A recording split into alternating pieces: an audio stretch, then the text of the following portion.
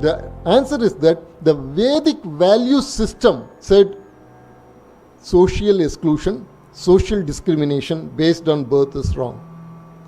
To show that value, this particular anecdote has been there in the Vedic literature. So you find that the Vedic values, and from that point onwards, you go through the entire Indian literature, you will find that the values of Sanatana Dharma always say again and again and again, birth-based discriminations are wrong. The society may be becoming rigid, the society may become flexible, the society may become democratized, the society may get traumatized by invasions. The Vedic values are always constant. They say never discriminate a person based on birth. And for this, the Vedic societies, again through the Puranic times, through the historical times, it again and again created examples, it again and again created powerful instances. And we come to another aspect of the standard model, the Buddhist era. So in the Buddhist era, something very interesting happens. What happens is that for the first time, you have a religion that is based on a founder, and the founder is looked upon as a hero, and a lot of mythological stories get woven around him, and his own conception of the society is very interesting. He emphasized of course, he talked about salvation for all, enlightenment for all. He also spoke about the superiority of Kshatriyas over the Brahmanas. He didn't care much about the Shudras or the Vaishyas. He only concentrated on Kshatriyas and the Brahmanas. And if you go through the entire Buddhist literature, you will find something very interesting, because we go for cherry picking of Buddhist literature. And whatever has been fed to you, for example, Buddha said that even if I say something, you have to test it and take it. So only those kind of things have been told to you, right? The noble path, or the 8 noble truth, and all those kind of things. But if you go through the literature, Buddhist literature, you will find very interesting things in that. One of them is this.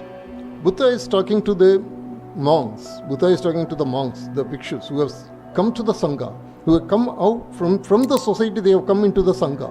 So they are all equal now. So now Buddha is talking to the monks, and Buddha says there are 3 types of people. Some people, the one type of people, they don't strive at all.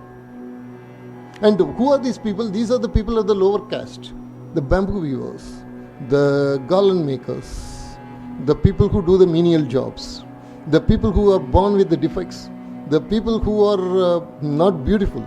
So these kind of people, the people of the lower caste, that is what he says. These are people who don't strive. They can't even reason out things properly. So a person becomes a king, they can't even think that whether I can become a king. They are like that. So these are the type of people. Then there are people who will strive. These are the people with a lot of vigor. They want to strive. Then there are people who beyond striving. They are people who don't worry about these things. They are beyond this. It's like that. That is the people who belong to the Brahmana Varna. That is, the Varna is the Pali word. So Brahmana Varna, those are these type of people. Now, if you look at the monks also, you will find these 3 types of monks. So what actually he is saying?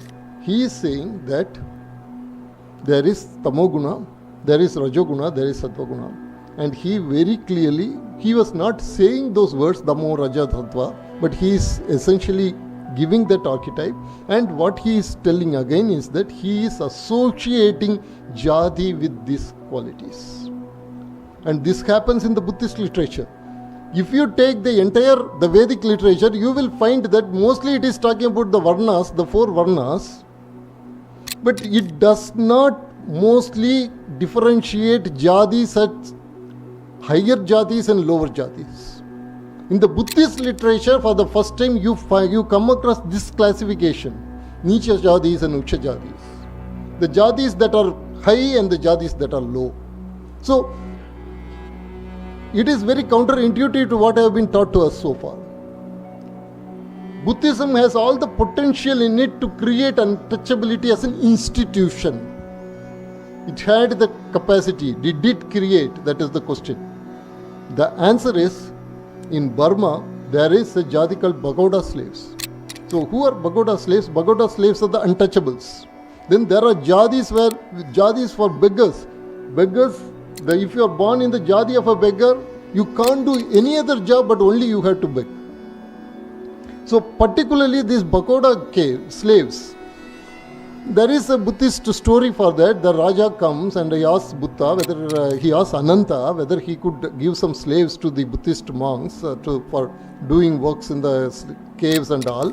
And Ananda says the master may not like it, and then master says okay, he can give the slaves. And then the king had forgotten as usual, and there has been a bureaucratic delay of quite some months. Suddenly the king remembers, and he goes and finds that the slaves had not been sent. So all those days that had gone, he accumulates a certain number of slaves and sends them, and those slaves are given quarters, and in that quarters the slaves are to there, and to monitor the slave, the bhikshus, that they create a bureaucracy. So this is all there.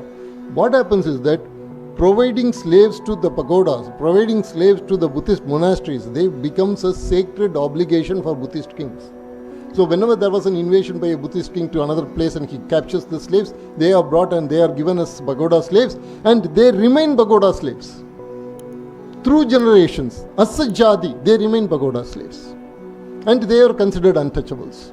And if you go through 19th century or early 20th century travels into Burma by the European travelers, you would find that very interesting. Once the king makes somebody a Bagoda slave, the king cannot liberate them, the bhikshus cannot liberate them, he remains forever, his entire lineage remains, his descendants remain forever as Bagoda slaves and as untouchables. So untouchability was there. Untouchability was there, and caste discriminations were there in Sri Lankan Buddhism also. In Sri Lankan Buddhism, if you see the Buddhist monks who remove the eyebrows, they were high caste Buddhist monks. The other Buddhist monks cannot remove that. And this restriction was there till 1980s. And we all know about the Japanese untouchables. So Buddhism had the potentiality to create institutional untouchability. It had the theory to create institutional untouchability. We all would have been taught about Fahian, the Buddhist monk, pilgrim who came during the Gupta time. And he comes to Mathura, and he reports that how untouchables, when they entered Mathura, they had to ring a bell and they had to come. Any history teacher would know this particular thing. But what was not told us was that Fahian was seeing this as a great Buddhist phenomenon. The untouchables he talks about are hunters. Untouchables he talks about are people who would be selling the fish and the flesh of animals. And when Mathura, he sees it as a Buddhist town. It was not a Hindu town. He was seeing it as a Buddhist town where the Dhamma flourished. And there the restrictions were made on the hunters and the fishermen. When they entered, they have to ring the bell because they were considered as untouchables. So untouchability was not a phenomenon that was criticized by Buddhism. Rather, it was a phenomenon that was nurtured by Buddhism. Most probably, it had its origin in Buddhism and Jainism because of the excessive importance that was given to ahimsa and the excessive importance that was given to very rigid moral codes. But what is the narrative today? The narrative today is that Buddhism was your liberator. How this came to be? How this came to be? In reality, there was a mass conversion. There was a mass conversion that I have written about in this book. This mass conversion happened during the time of some 2 generations after Chaitanya. After Chaitanya, there was Nityananda, and after that, there was his son was there. His name was Virabhadra. During this time, 1,200 Buddhist monks, bhikshus, 1,300 bhikshunis, who were considered an outcast in the society because they have embraced Tantric Buddhism. Even the Sangha was not ready to accept them. Buddhist laypersons were not ready to accept them. They were considered outcasts. They were embraced by the Sanatana Vaishnava Dharma, and Virabhadra got them converted to Vaishnavism. When the Europeans write about this, in 20th century, when the Europeans write about this particular event, they condemned this Chaitanya movement for getting such degraded people into it. Think about the way in which perceptions have changed today. Today we think that Buddhism was a great liberating religion. In historical reading, what actually you find is that the Bhakti movement, the Sanatana Dharma has been the liberating movements. They liberated the Indian society against every social exclusion that happened.